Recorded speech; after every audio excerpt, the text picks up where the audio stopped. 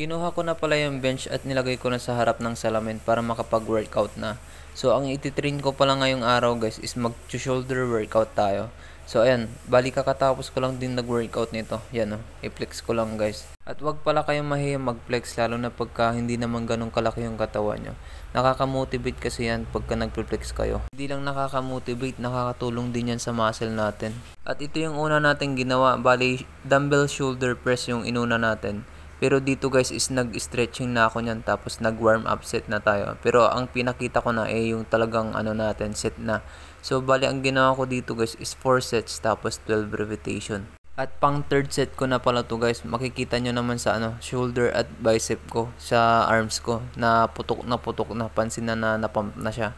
At 4 na workout lang pala yung ginawa natin dito sa shoulder natin. Pero pagka ginagawa nyo tong dumbbell shoulder press guys, is ang tinatamaan nito is buong shoulder natin. At hindi sapat lang yung dumbbell shoulder press lang na workout natin. Kailangan din natin ng finisher tulad ng mga front delts, tapos yung sa side delts, tapos yung sa rear delts. So kailangan natin talagang gawin yung mga workout na yan para matarget talaga natin yung mga delts natin, yung mga bawat muscle sa shoulder natin para lalong mag-improve at mag-progress. At ito naman yung sinasabi kong finisher pagkatapos natin mag-dumbbell shoulder press. Kasi hindi lahat is alam to, lalo na yung mga baguhan, yung mag-i-start pa lang magbuhat. So, ang tawag sa workout na to is dumbbell side raises. Kung gusto mo talagang matarget yung side delts mo. So, pagka ginagawa mo to, yuko ka lang ng kaunti, ganyan para hindi ma-activate yung traps natin. Kasi pagka naka-straight body ka at ginagawa mo yan, yung bigat na binubuhat mo, pwedeng mapunta dun sa traps. Kaya dapat yumuko ka ng kaunti. At syempre, hindi pa dyan nagtatapos yung workout natin. So, kung gusto mo din i-focus yung sa front delts mo, yung sa harap ng shoulder mo, ito yung gagawin mo. Front raises naman. So, dito pagka medyo mabigat yung bubuhatin mo, kahit hindi, wag mo nang pagsabayan or ganyan, alternate na lang para makontrol mo. At pwede mong gawin dyan is 3 sets or 4 sets, tapos 10 to 12 repetition.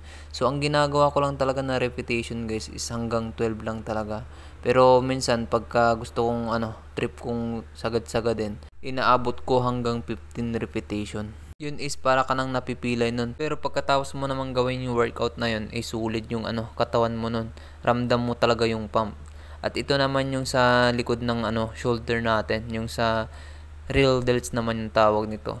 So ito yung gagawin natin pagka wala naman tayong mga machine. Pagka sa bahay lang tayo magbubuhat, ito yung paraan natin para matrain yung real delts natin. Yan makikita nyo naman sa pagkaangat ko yun yung bilog sa likod ng shoulder natin.